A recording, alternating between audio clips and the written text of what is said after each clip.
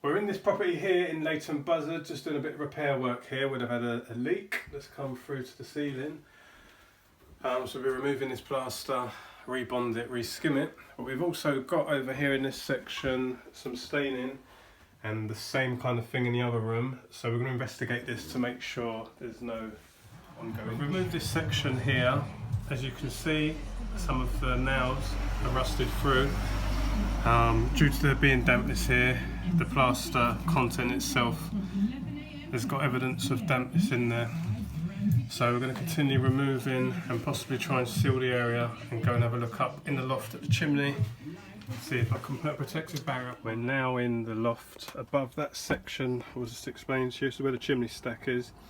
Also there's a disused water tank that used to be here, so possibilities of leaking. So you can see all the staining where it was situated. But the actual chimney breast itself,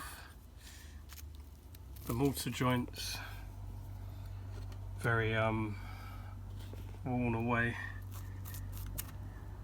and there is some dampness as we see. So we're going to clear out this area here and seal it along the base just to make sure there's no more contacts with the plaster.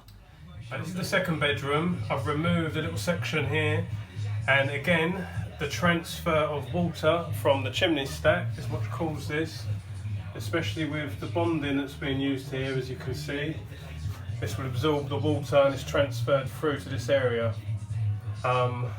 We can bond this, but not with how it's been done, because we're going to seal it first so there's no contact with the actual chimney itself. Kicking things off outside from 1 o'clock, then moving inside from 8 till 4 AM if you've got the energy.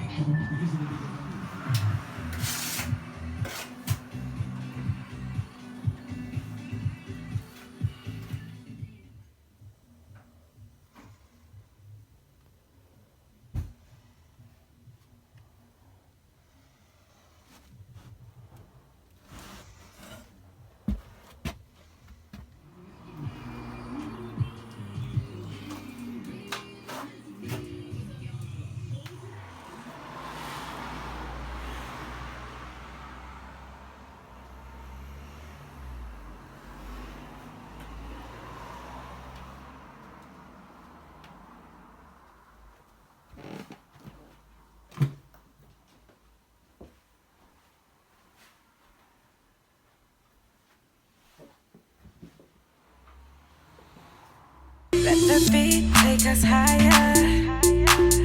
Let the bass